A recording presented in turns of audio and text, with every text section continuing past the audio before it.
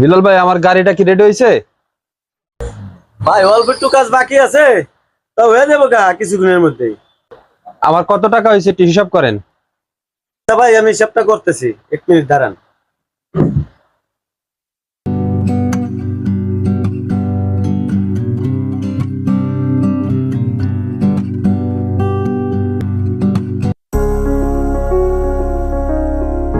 আরে এদিকে আয়ো। ওস্তাদ বলেন। আচ্ছা, এই গাড়িতে নতুন কোনো মাল লাগাইছো? একবার হিসাব নিলেন তো এরপর আর কিছু লাগাই নিয়ে। আচ্ছা তাহলে যাও।